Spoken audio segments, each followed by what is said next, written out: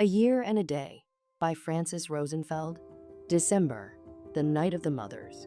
On the longest night of the year, the women of Cray gather quietly, dressed in their festive garments, whiter than snow, to walk the gentle hill towards the hearth of the Gemini, whose limestone walls glow ghostly in the distance. They have no lights to guide them, other than those of the stars and the moon. As they slowly join in long files, which in turn join larger streams, which in turn join the main procession to pass through the gate of the hearth together, like confluences of rivulets and rivers finding their way to the sea. Nobody utters a single sound, as it has been the tradition for thousands of years, and with each year passing, the significance of this silence amplifies and lends more decorum to the sacred ritual. It isn't forbidden to talk. There is no mention in the law that everything has to happen in silence. But every woman and girl past the age of 13 knows and abides by this unspoken rule as a measure of respect and pride in their tradition. Once past the gate, the group disperses to fill the large round hall at the center of the hearth, settling into their customary places by family and by rank, grandmothers, mothers, and daughters, quietly sharing the celebration of womanhood and the privilege of being allowed to bear the gift of life. The hall is completely dark, but no one stumbles or fails to find their place. For every one of them, including the 13-year-old girls, for whom this is the first time they are allowed to participate in the Night of the Mothers, the hearth's great hall is as familiar as their own homes. There isn't a single person in Cray, man, woman, or child, who hadn't spent time there during the warm months, because it is the home of the twins, and the twins' daily activities are the blood and purpose of city life. For those for whom this is their first celebration, the place feels different during the Night of the Mothers. However, and a bit intimidating in its highly ceremonial decor, because this is the first opportunity to experience the hall in the twins' absence, devoid of the usual laughter and chatter and playful chaos the two carry with them everywhere they go. Their sunken beds, shallowly carved in the stone floor and marking the center of the hall, are empty, their edges strewn with mistletoe and ivy. The shape of the beds is strange, two halves of the same circle, barely separated by a slab of agate, so thin it is translucent, and whose bright orange, blue, and burned sienna hues provide startling contrast to the sparseness of the room. Almost 30 feet tall and surrounded by slender columns, its vaulted ceilings stripped of unnecessary details, the room is otherwise empty, and every word spoken in it reverberates in endless echoes and bounces about the structure, rising higher and higher until it reaches out to the sky through the large oculus at the top of the central dome.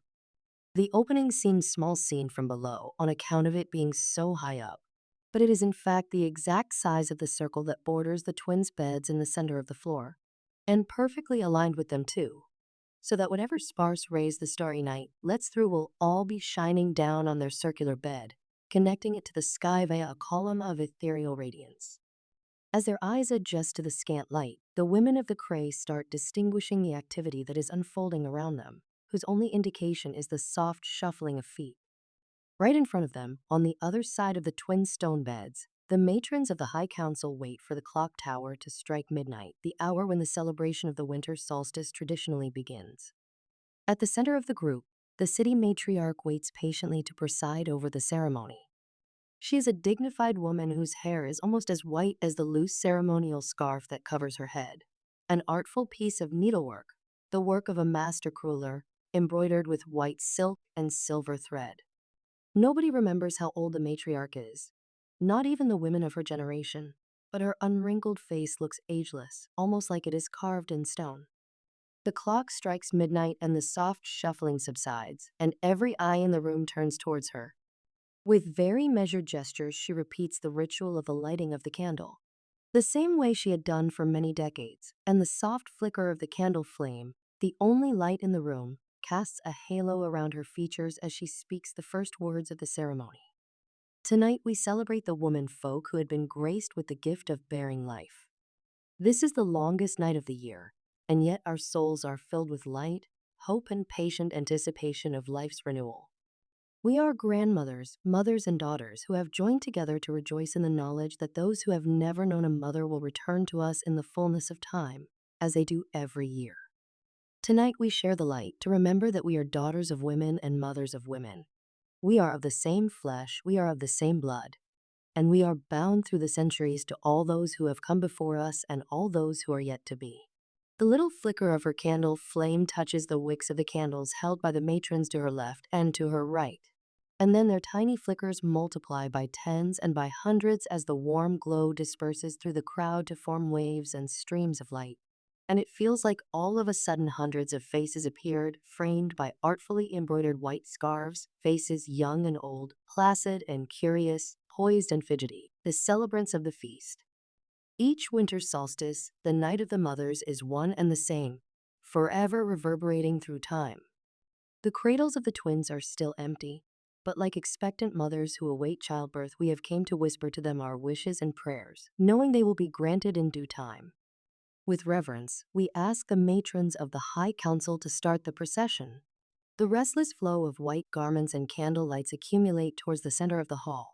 As the members of each matrilinear line approach the center of the hearth together, to make wishes for the coming year and to place white anemones in the shallow beds.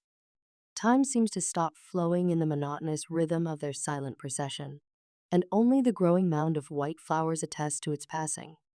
As the last woman approaches the circle, the first glow of the morning perches on the horizon. The matriarch speaks again. We have gathered to witness the longest night of the year together. We have seen the first dawn of the year renewed. Let us now part so that we may return to our homes, but let our hearts remain united by its light. This was little Ifa's first grown-up celebration, and she walked clumsily on her way home, wobbling behind her mother and grandmother, gazing with tired eyes at the glow of the sunrise, still quiet, despite the fact that after the ceremony was over, the unspoken custom of keeping silent no longer applied. She was trying to take in as much of the meaning of this event as she could, and had to admit that all the preparation she did before it did not completely jibe with the experience itself. Her preparation had been more involved than usual because she was to become a caretaker, like her mother and her grandmother before her, and all of her female ancestors. Going so far back in time, nobody in the family could remember when this great honor was bestowed upon it. They were the keepers of the hearth, the many earthly mothers of the twins, the immortal beings who, in their long, endlessly repeating existence, had never known a mother of their own. Ifa had never been all that good with children and worried endlessly about being made responsible for the well-being of what one could call a pair of demigods.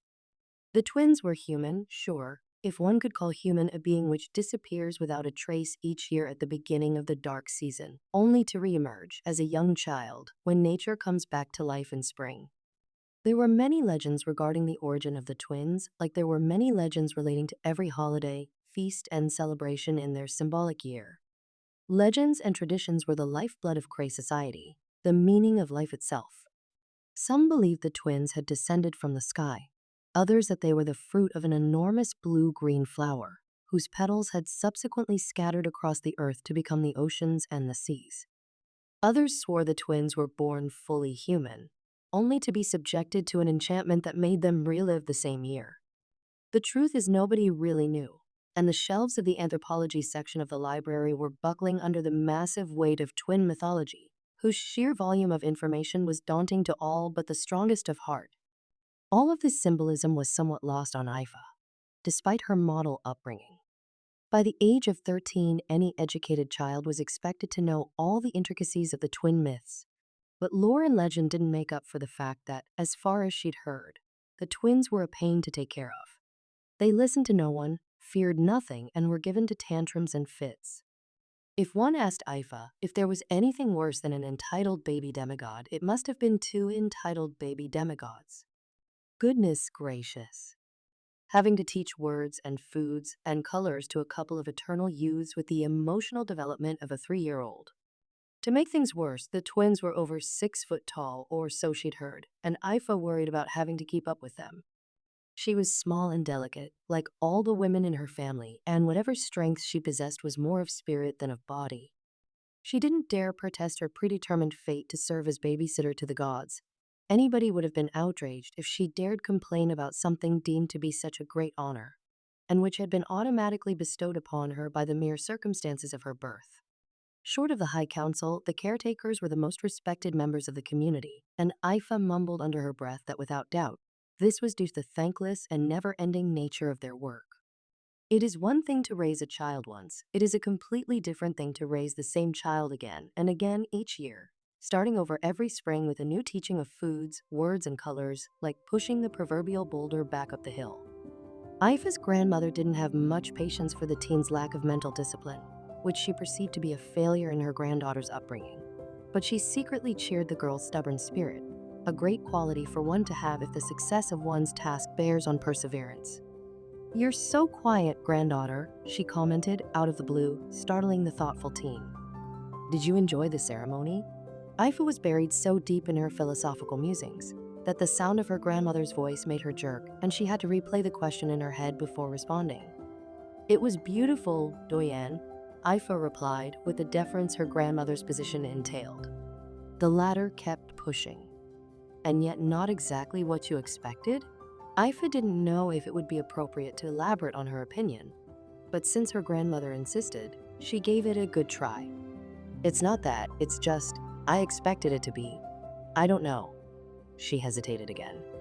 "It's just that we all gathered at midnight by candlelight to welcome the year's renewal. I didn't expect it to be so traditional." Aifa's grandmother started laughing heartily. "So you expected it to be more whimsical, magical, more like a fairy tale?" "Maybe, a little bit," Aifa admitted. I just thought I'd feel different after the ceremony, that's all. There is no circumstance on earth that will make you feel like anything other than what you already are. The real magic, my dear child, the one that endures, is the one born right inside your heart.